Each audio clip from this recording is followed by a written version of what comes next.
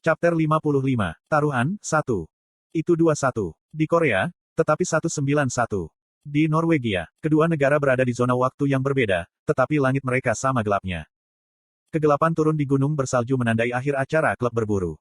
Chae Nayun dan aku mendapatkan bendera tempat pertama dan keempat. Bendera tempat pertama menghadiahi selembar kertas dengan kupon bantuan sekali pakai Yun Sengah, dan bendera tempat keempat menghadiahkan satu set permainan VR senilai 3 juta won.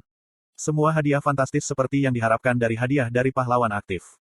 Chae Nayun dan aku kembali ke pondok, tempat pesta barbek hangat sedang menunggu. Anggota klub lain yang baru saja kembali menyambut kami dengan senyum. Wow, kamu mendapat bendera tempat pertama. Aku cemburu. Pemimpin klub melihat bendera di tangan saya dan berseru. Anggota klub lainnya juga mengirim iri, yang membuatku tersenyum pahit. Sekarang, mari kita makan.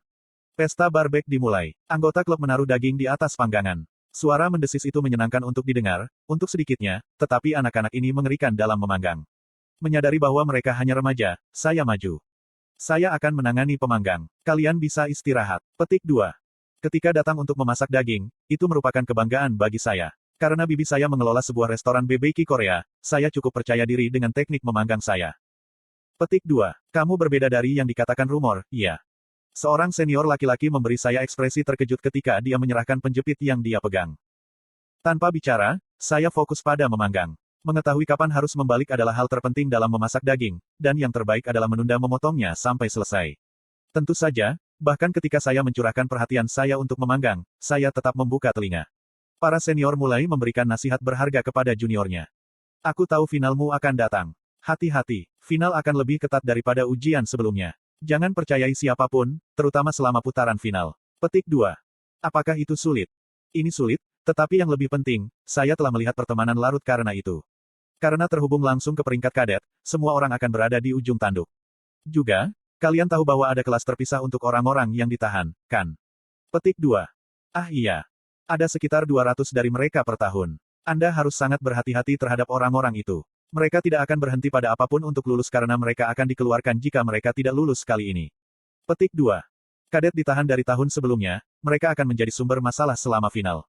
Dari 200 repeater, hampir 20% dikontrak oleh Jin atau bagian dari organisasi terkenal. Mungkin ada lebih banyak jika penulis bersama memanipulasi angka-angka.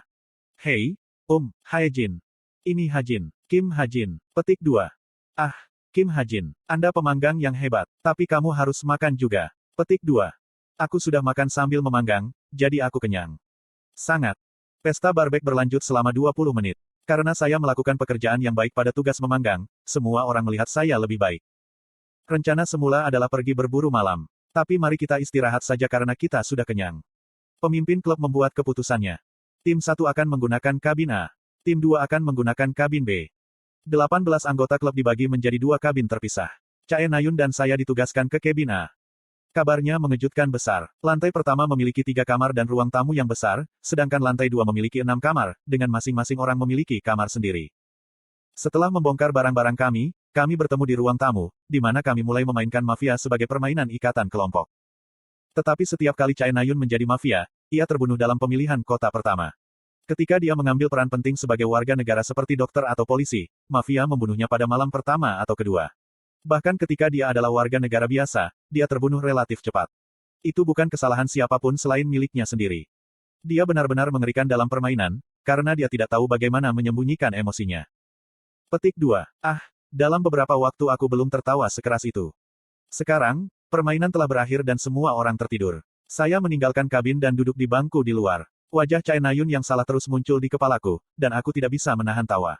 Jika kami mendorongnya sedikit lebih jauh, dia mungkin bahkan menangis.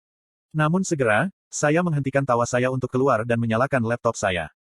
Agensi kebenaran telah menerima permintaan lain. Ada seorang penipu bernama Jerome Muller. Dia bertindak sebagai manajer aset saya ketika dia mengambil uang itu dan berlari. Berikut adalah beberapa gambar wajahnya, tinggi badannya, dan informasi identitas lainnya. Tolong beritahu saya di mana dia.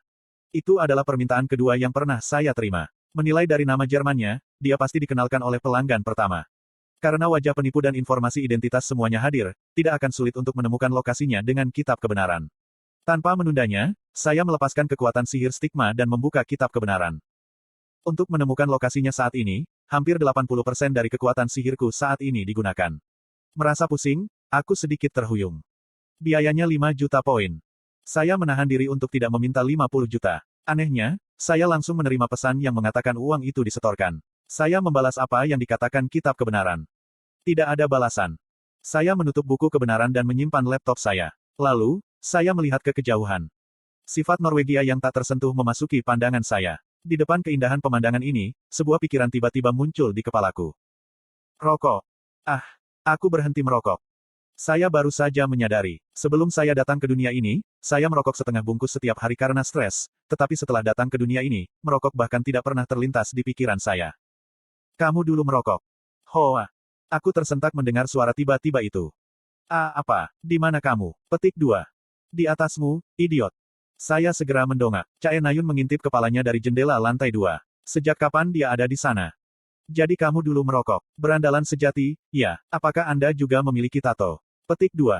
Kata-katanya yang menyengat dan mengasihani membuatku tersentak. Mata saya jatuh ke lengan atas saya. Untungnya, 2 garis stigma tertutupi oleh pakaian saya. Apa? Kamu benar-benar memilikinya. Izinkan aku melihat. Bukan saya. Chae Nayun mengangkat alisnya saat dia menatapku. Namun segera, dia melihat kembali ke udara. Sepertinya dia tidak melihat saya membuka kitab kebenaran.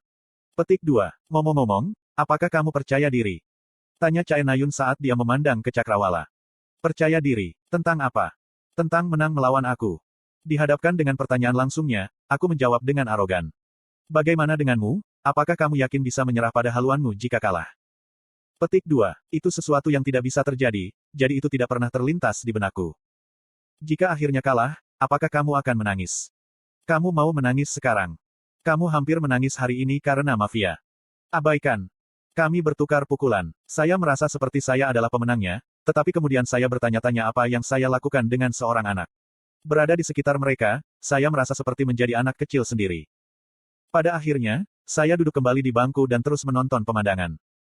Hanya salju dan pohon-pohon hijau sepanjang pandangan saya, tetapi ketika saya melihat ke langit, pemandangan yang sama sekali baru muncul. Langit penuh bintang. Ini adalah pertama kalinya saya melihat pemandangan seperti itu. Saya mulai mengerti mengapa Chae Nayun membuka jendelanya. Dia juga melihat bintang-bintang. Oh benar, klub keliling rupanya dibatalkan minggu ini. Chae Nayun tiba-tiba menyebutkan pembatalan klub perjalanan, yang tidak terlalu mengejutkan. Hal yang sama terjadi pada kisah aslinya. Dalam kisah aslinya, rencana Belbet berhasil, jadi Natasha putus dengan Oh Han Hyun. Tapi sekarang, dia putus dengan Oh Han Hyun karena Belbet ditangkap. Oh Han Hyun seharusnya menggeliat kesakitan karena putus sekarang. Ngomong-ngomong, apakah kamu melihat artikel berita dari Perancis? Artikel berita, apakah ini tentang saya? Petik 2. Ya, Yonha menunjukkan kepadaku. Mereka memanggil Anda Sherlock Korea yang menangkap penipu abad ini. Petik 2. Oh. Aku tidak percaya seorang berandalan yang merokok dan berkelahi denganku tanpa alasan adalah Sherlock. Petik 2. Tidur saja. Aku akan pergi bahkan jika kamu tidak memberitahuku. Tak, Chae Nayun menutup jendelanya. Saya juga bangkit untuk pergi, tetapi kemudian jam tangan pintar saya berdering. Chae Nayun telah mengirimi saya tautan ke artikel berita. Conman of the Century ditangkap oleh kadet Korea. Jadi ada artikel seperti ini. Saya tertawa sedikit malu dan membaca artikel yang diterjemahkan.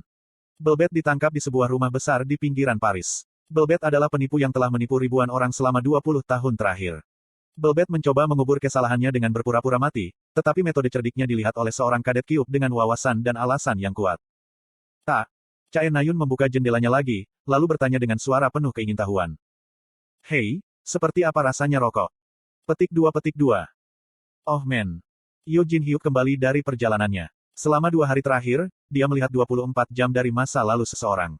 Alasan batasnya adalah 2 hari adalah bahwa ia hanya bisa menahan gerakan usus dan kandung kemihnya selama itu. Dia berlari ke kamar mandi begitu dia bangun. Apakah kamu menemukan sesuatu? Sekretarisnya berbicara ke pintu kamar mandi. Ya, ada beberapa hal aneh. Apa yang Anda lihat? Pada hari dia memasuki panti asuhan, dia menghabiskan 23 jam dan 55 menit di depan pintu panti asuhan.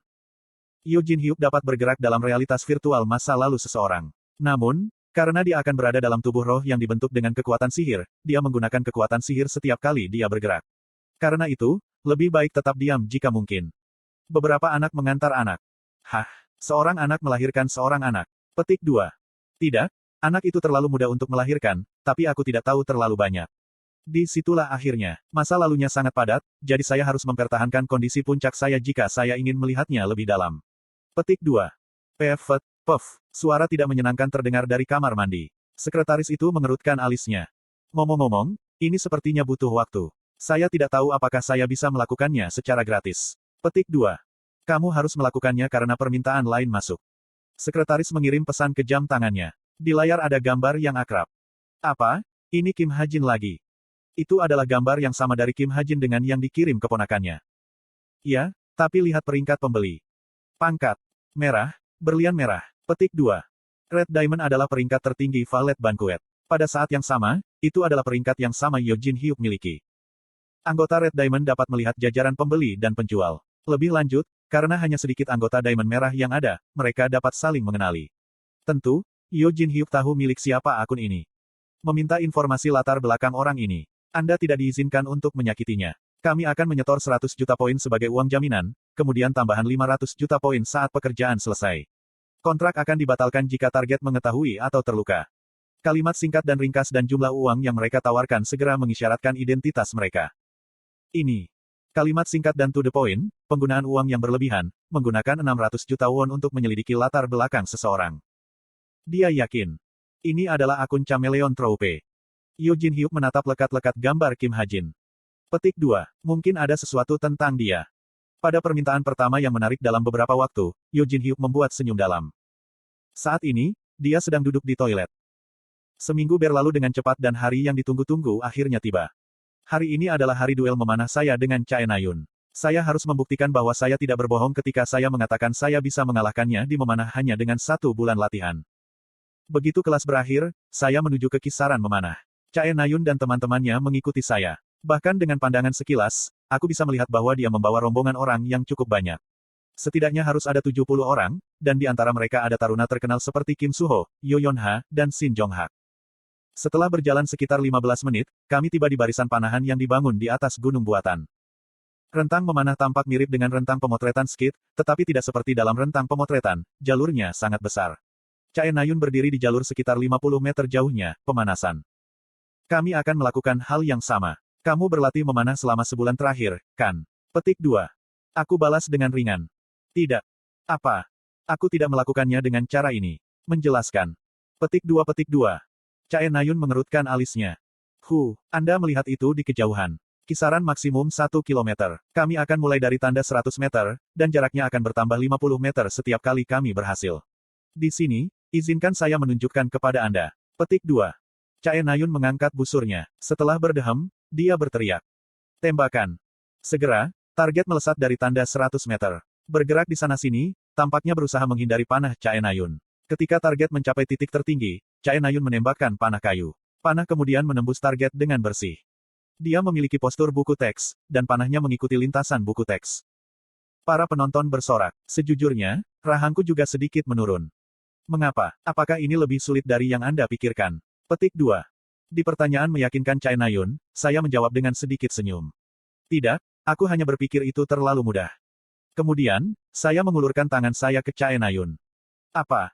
Beri aku busur dan anak panahmu. Saya tidak memilikinya. Petik 2. Petik 2. Aku pikir kamu akan melakukan sesuatu seperti ini dan menyiapkannya untukmu. Chae Na-yun memperlihatkan giginya dan menggeram sebelum melihat ke belakang. Segera, beberapa pria berlari menghampirinya dengan busur dan anak panah penuh panah. Ambil. Terima kasih. Saya meletakkan getaran dan memeriksa haluan terlebih dahulu. Anda siap? Tunggu. Ini adalah pertama kalinya saya menyentuh busur. Karena busur dianggap sebagai senjata utama, saya tidak bisa menyewa satu dari Kyuk tanpa membayar uang. Syukurlah, busur di tangan saya adalah busur tradisional, jadi saya setidaknya tahu cara menggunakannya. Saya mencoba menarik tali busur dan mengetuk panah. Apakah ini cara kamu menembak? Sepertinya hadiah saya tidak bisa berbuat apa-apa tentang postur tubuh saya. Petik 2. Petik 2. Chae Na-yun menatapku dengan tercengang. Aku tertawa patuh dan bergumam. Aku bercanda, saya siap, ayo pergi. Mulai. Bagaimanapun, saya bisa menyalin postur Chae Na-yun. Chae Na-yun mendecakkan lidahnya dan melihat targetnya. Dia berteriak keras. Mulai. Suaranya bergema.